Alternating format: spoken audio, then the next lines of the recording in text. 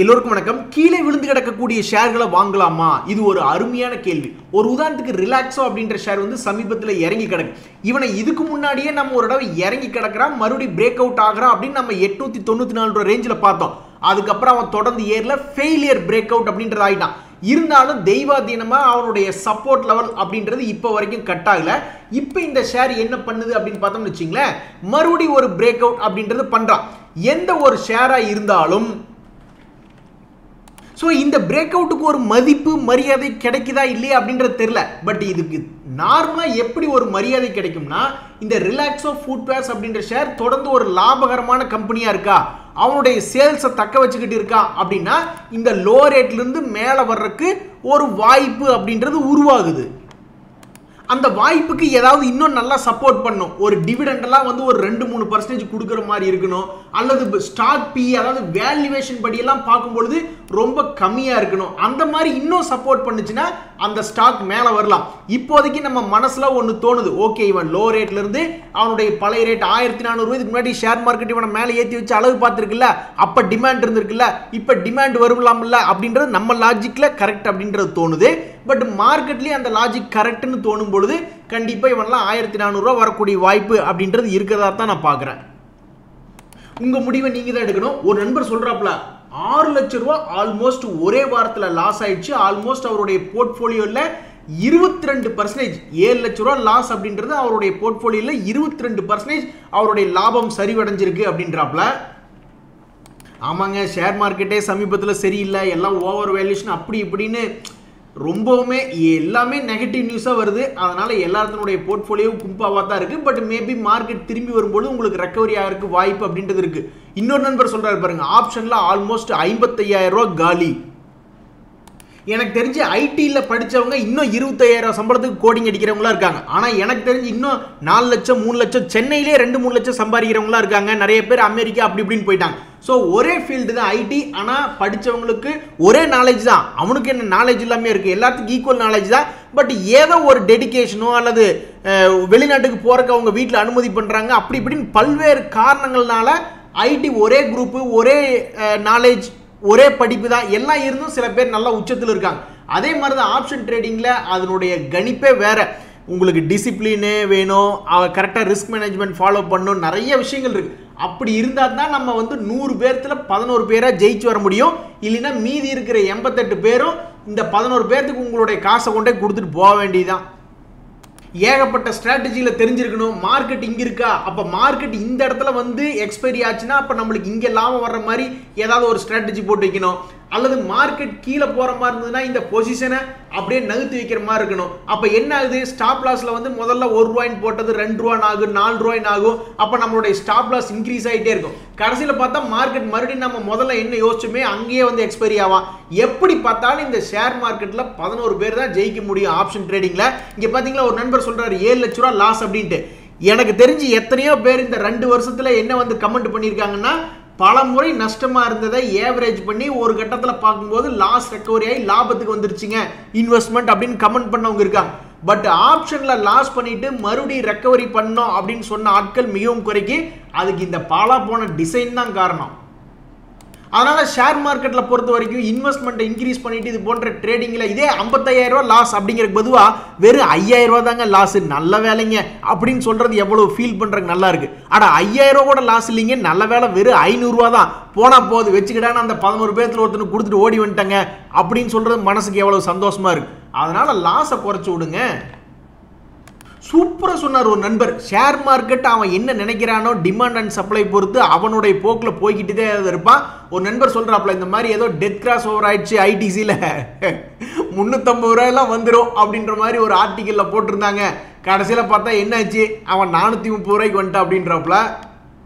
தண்ணியே இல்லாத ஒரு மொட்டைப்பாறையில் போய் நம்ம 500 அடிக்கு போர் போட்டாலும் சரி, 1000 அடிக்கு போர் போட்டாலும் சரி, ஏதோ நம்மளுடைய லக்கை பொறுத்து தான் தண்ணி வர்றதும் வராதும் இருக்கும். இல்லைன்னா நம்ம போட்ட போர் பூரா புகையா போச்சுன்ட்டு போக வேண்டியதான். ஒரு நண்பர் 3-4 வருஷம் பணம் லாக் ஆனாலும் பரவாயில்ல, ராஜேஷ் எக்ஸ்போர்ட்டில் பணத்தை போடலாமான்னு யோசிச்சுட்டு இருக்காப்ல. அது மொட்டைப்பாறை, அதில் தண்ணி வந்தாலும் வர்றதுக்கு வாய்ப்பு இருக்குது, இல்லைன்னா பெரும்பாலும் புஸ்வானமாக போகிறதுக்கு வாய்ப்பு இருக்குது. அதனால் யோசிச்சு பாருங்கள். அது போன்ற ஸ்டாக்குகள் எல்லாம் எப்போ பணம் போடணும் அப்படின்னா நம்மளுடைய போர்ட்ஃபோலியோல நல்லா பில்ட் பண்ணி வச்சிருக்கோம். எல்லாம் 10% 20% நல்ல போர்ட்ஃபோலியோல நல்ல பங்குகளை வாங்கி வச்சிருக்கோம். அப்புறம் கொஞ்சோண்டு பணம் கிடைக்குது, ஒரு 1% நம்மளுடைய போர்ட்ஃபோலியோல ரிஸ்க் எடுத்து பார்க்கலாம். அப்படி இப்படி இருக்கக்கூடிய பங்கா தான் இந்த ராஜேஷ் எக்ஸ்போலாம் இருக்கணும். மொத்த போர்ட்ஃபோலியோல இதுல பணத்தை போட்டு 3-4 வருஷம் வெயிட் பண்ணா உங்க மனசுல 3-4 வருஷம் வெயிட் பண்ணா பணம் கிடைக்கும் நீங்க நினைச்சிட்டு இருக்கீங்க. ஆனா மார்க்கெட் நினைக்கணும்ல. அப்புறம் 4 வருஷம் கழிச்சு நீங்க என்ன நினைப்பீங்க? சரி நான் மனசுல நினைச்ச 4 வருஷம் இந்த பணம் டபுள் ஆயிருந்து, கடைசியில பார்த்தா நடக்காம போயிடுச்சு அப்படின்ற மாதிரி ஆயிடும். இப்ப ஷேர் மார்க்கெட்ல மிகப்பெரிய ஒரு பட்டிமன்றம் என்ன போயிட்டு இருக்குன்னா, தொடர்ந்து நம்மளுக்கு பணம் வரணும், ஒரு மாசம் 2% சம்பாதிக்கணும் அல்லது வருஷத்துக்கு ஒரு 15% கன்சிஸ்டன்டா சம்பாதிக்கணும் அப்படின்றாங்க. அது ட்ரேடிங் பெஸ்டா இன்வெஸ்ட்மெண்ட் பெஸ்டா அப்படின்னு ஒரு மிகப்பெரிய ஒரு பட்டிமன்றமே போயிட்டு இருக்கு. அந்த சமயத்துல ட்ரேடிங் என்பது பெஸ்ட் தான். ஏன்னா நீங்க ஒரு 5 நாள் ஷார்ட் டேர்ம்ல 5 நாள்ல கூட நீங்க தொடர்ந்து 1% 2% சம்பாதிச்சிட முடியும். பட் இன்வெஸ்ட்மெண்ட் வந்து 1 வருஷம் 2 வருஷம் மார்க்கெட்டே சரியில்லைன்னா கையை கட்டி தான் உட்காந்துருக்கணும். திடீர்னு மார்க்கெட் நல்லா இருந்தா அவன் உச்சத்துக்கு போயிடுவான். இந்த டாடா இன்வெஸ்ட் பங்கெல்லாம் நீட்டி படுத்து தான் கிடந்தான். அப்புறம் பார்த்தா என்னாச்சு, அவன் உச்சத்துக்கு 2000 ரூபா இருந்தவன் 10,000 ரூபா அப்படி இப்படின்ட்டு போயிட்டான். ஸோ அப்போ இன்வெஸ்ட்மெண்ட் அப்படின்றது வந்து வேற மாதிரி, அதுலேயும் கன்சிஸ்டண்டாக சம்பாதிக்கலாம். ஆனால் அது பை லக் உங்களுக்கு ஒரே வருஷத்தில் நடந்தாலும் நடக்கும். இந்த குப்பிட்டுன்னு ஒரு ஷேர் அவன் பாட்டுக்கு ஸ்வங்கின்னு மேலே போயிட்டான். ஸோ ஒரே வருஷத்தில் பணம் நல்லா கிடைச்சாலும் கிடைக்கும், அல்லது 15 வருஷம் கழிச்சு ஏவரேஜாக எடுத்து பார்க்கும்போது 15% கிடைக்கிறதும் கிடைக்கும். பட் இதில் நிறைய பேர் ஜெயிக்கிறதுக்கு வாய்ப்பு இருக்கு. பட் ட்ரேடிங் என்பது வந்து ரொம்ப டிசிப்ளினா. ஹெல்மெட் போட்டு ஓட்டாதவங்க எத்தனை பேர்? இப்படி ஒரு திடீர்னு இப்படி மனசில் நினைச்சிங்களா, ஹெல்மெட் போட்டு ஓடாதவங்களுக்குலாம் ட்ரேடிங்கில் பணம் கிடைக்காதுன்னா அப்போ 100க்கு 90 பேருக்கு கிடைக்காது. ஏன்னா 10 பேர் தான் ஹெல்மெட் போட்டு போகிறான். ஸோ அந்த மாதிரி ட்ரேடிங்கில் ரிஸ்க் மேனேஜ்மெண்ட் அப்படி இப்படின்னு இருக்கு. ஸோ இதில் ரொம்ப டிசிப்ளினாக இருந்தால் கரெக்டு தான். ட்ரேடிங்கில் வந்து நம்ம கன்சிஸ்டண்ட்டாக ஏர்ன் பண்ணலாம். பட் அது எல்லாத்தையும் காப்பாற்றி விடாது. இன்வெஸ்ட்மெண்ட் லாங் டைமில் 10 வருஷம் 20 வருஷம், அது இந்தியா போன்ற வளரும் நாடுகளில் போட்டோம்னாக்கா மேபி கன்சிஸ்டன்ட் ஏர்னிங் ஏதாவது ஒரு டைமில் கிடைச்சிரும் அப்படின்றது என்னுடைய கருத்து. நேற்று ஒரு நல்ல நியூஸ் பண்ணியிருக்காங்க இந்த செபி. மீடியாவில் என்ன ஒரு நியூஸ் செய்தி படிக்கிறோம்னா, 25 ஷேர்ஸுக்கு வந்து அப்ரூவல் கொடுத்துருக்காங்க. சரி ஓகே, T+0 செட்டில்மெண்ட் வந்து பைலட் பார்க்குறக்கு.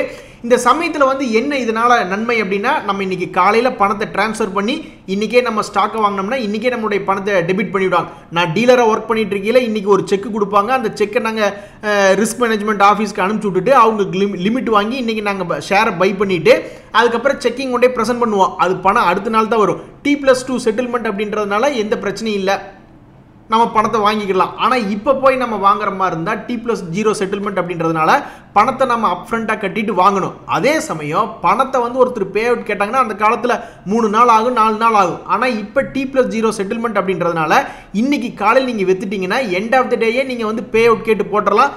Broker end of the day transfer பண்ணாலும் வாய்ப்பு இருக்குது, அல்லது அடுத்த நாள் பண்ணிவிடுவாங்க. எப்படி பார்த்தாலும் 3 நாள் குறையுது. அதே மாதிரி T+0 செட்டில்மெண்ட் இருக்கிறதுனால இன்னைக்கு நம்ம விற்கக்கூடிய ஸ்டாக் வந்து அப்படியே நம்ம 80 to 100% மேலே இன்னைக்கே மறுபடியும் வேற ஷேர் வாங்குறதுக்கு யூஸ் பண்ணுறதுக்கு இது ரொம்ப ஹெல்ப் பண்ணும். இன்னொரு முக்கியமான விஷயம் என்னன்னா, இந்த எலெக்ஷன் கமிஷன் வந்து போல் டேட்ஸ் இன்னைக்கு அனௌன்ஸ்மெண்ட் பண்ணுறாங்க அப்படின்ட்டு. இனிமேல் தொந்தரவு தாங்க. சாமானியமான மக்கள் திடீர்னு ஸ்கூலுக்கு கொண்டே உள்ளான்னா திடீர்னு யாராவது ஒருத்தர் வர்றாங்கன்னு சொல்லி மாற்றுப்பாதையில் செல்லவும் சொல்லி மாற்றி விட்டுருவாங்க. அதுவும் இல்லாமல் தேவையில்லாமல் இப்போ நம்ம எல்லாருமே சந்தோஷமா இருக்கும். இந்த அரசியல்னு ஒன்று உள்ள வந்துச்சுனாக்கா அப்புறம் கும்பா குட்டி தான். ஒரு 3 மாசத்துக்கு ஒருத்தர் இவனுக்கு ஆதரவா பேச, ஒருத்தர் அவனுக்கு ஆதரவா பேச, கடைசியில் எவனு வந்து நம்மளை காப்பாற்ற மாட்டான். நம்மளுக்குள்ள தான் ஏதாவது ஒரு பிரச்சனையாக போகுது. நண்பர்களே, ஷேர் மார்க்கெட்டில் நீங்கள் எப்படி ஷேர்ஸ் வாங்குறீங்க? அதாவது ஏதாவது பாட்டம் ஃபிஷிங், கீழே இருக்கிற லோ ரேட்டில், ஒரு உதாரணத்துக்கு இந்த ரிலாக்ஸ் ஆஃப் ஃபுட்வேர் அப்படின்ற ஷேர் மாதிரி கீழே லோ ரேட்டில் வாங்குறீங்களா, அல்லது ஏர்முகமாக இருக்கும் பொழுது, ஒரு உதாரணத்துக்கு இது அப் ட்ரெண்ட் அப்படின்னு சொல்லுவாங்க, இருக்கிறதுலையே ஹையஸ்ட் பிரேக் அவுட் ஆகுது அப்படிங்கும் பொழுது, அப்போ இந்த இடத்துல போய் ஹையஸ்ட் பிரேக் அவுட்ல இருக்கும் பொழுது வாங்குவீங்களா? எப்படி நீங்கள் வாங்குவீங்க? அல்லது ஏதாவது ஒரு நியூஸ் வருது, ஏதாவது ஒரு பத்திரிகையில் ஒரு செய்தி படிக்கிறீங்கன்னா அந்த நியூஸ் பேஸ் பண்ணி வாங்குவீங்களா? ஏதாவது ஒன்று உங்கள் மனசை கன்வின்ஸ் பண்ணும்ல இந்த ஸ்டாக்கை வாங்கலாம் அப்படின்ட்டு. அப்போ அப்படி எது உங்களை கன்வின்ஸ் பண்ணுச்சு? பாட்டமில் பார்த்த ஸ்டாக்கா, அல்லது டாப்பில் பார்த்த ஸ்டாக்கா, அல்லது நியூஸை பார்த்த ஸ்டாக்கா அப்படின்றது கமெண்ட்ல பதிவிடுங்க. அப்படி உங்களுக்கு எது கன்வின்ஸ் பண்ணி அதிகமாக லாபம் கொடுத்தது? பாட்டமில் பிடிச்சதா, டாப்பில் பிடிச்சதா, அல்லது நியூஸ் பேஸ்டு பிடிச்சதா அப்படின்ற சொல்லுங்க. நம்ம ஆராய்ச்சிக்கு உதவி செய்யும். நண்பர்களே, சம்மரில் வாட்டர் ஸ்கேர்சிட்டி வரும். அதனால் தயவுசெய்து உங்களால் முடிஞ்ச அளவுக்கு தண்ணி கம்மியாக யூஸ் பண்ணுங்கள். நம்ம அட்வைஸ் பண்ணுறது இல்லை, பட் இருந்தாலும் நம்ம இந்த மாதிரி ஒரு கருத்து ஏன் சொல்கிறோம் அப்படின்னா, இப்போ நான் என் வீட்டில் சொல்கிறேன், எல்லாருமே கேட்டுக்கிறாங்க. என் ஒய்ஃப் கேட்டுக்கிறாங்க, குழந்தை இல்லை பையன் கேட்டுக்கிறான், பொண்ணுகிட்ட நம்ம பல தடவை சொல்கிறோம், அட தண்ணி கம்மியாக யூஸ் பண்ணு, தண்ணி கம்மி சொல்லி எட்டி உதைக்காத தண்ணியை தண்ணி இல்லைன்னா அர்ஜென்ட்டுக்கு என்ன பண்ணுவேன் அப்படின்னு சொன்னோம்னா புரிய மாட்டேங்குது குழந்தைகளுக்கு இன்னுமே. பட் நம்மளாவது தண்ணியை குறைவாக யூஸ் பண்ணிக்கணும் இந்த சம்மரில். ஆஹா, மனுஷனா பிறந்தா நம்பிக்கை வேணும் அப்படின்ற மாதிரி ஒரு நண்பர் வந்து மனசுக்குள்ளே கதறிட்டு இருக்கிறாப்புல. இருந்தாலும் திங்கக்கிழமை அன்னைக்கு ஷேர் மார்க்கெட் ஓப்பன் ஆகி மேலே போகட்டுன்னு மனசில் நினச்சிட்டு இருக்காப்புல. இந்த டிடிகே பிரஸ்டீஜ் அநியாயத்துக்கு அடிவாரத்தில் இருக்கா. இவனை நம்ம எப்பவும் ஒரு தடவை அனலைஸ் பண்ணியிருக்கோம். 733 ரூபாய்க்கு பிரேக் அவுட் அப்படின்றது பார்த்துருக்கோம். அதுக்கப்புறம் ஒரு 100 ரூபா ஏறி இருக்கான். மறுபடியும் ஒரு இரண்டாவது முறை ஒரு பிரேக் அவுட் 750 ரூபாயில் பார்த்துருக்கோம். அப்போ ஒரு 800 ரூபா வரைக்கும் போயிருக்கான். இப்போ என்னடான்னா மண்ணை கவிக்கு வந்திருக்கான். இருந்தாலும் அவனுடைய பழைய சப்போர்ட்டுகளை அவன் இன்னும் உடைக்கல. ஸோ ப்ராபப்ளி இது ஒரு லாபகரமான கம்பெனியாக இருக்கும் பட்சத்தில் அவன் லாபம் பண்ணி கொண்டு இருக்கான் அப்படின்னா, நஷ்டம் இல்லாத கம்பெனினா என்னைக்காவது ஒரு நாள் ஒரு யூ டர்ன் போட்டு ஏறுவான்னு தான் எனக்கு தோணுது. அடாடா, இபிஎல்னு ஒரு கம்பெனி ஏவரேஜ் பண்ணி ஒரு நண்பர் 1700 ஷேர் அவர் கையில் வந்து கோந்துருச்சு. 46,000 ரூபா லாஸே காட்டுது. இந்த இபிஎல் கூட நான் எப்போ ஒரு இடம் பார்த்துருக்கேன். அவன்லாம் ஒரு நல்ல அப் ட்ரெண்டில் இருந்திருக்கான்.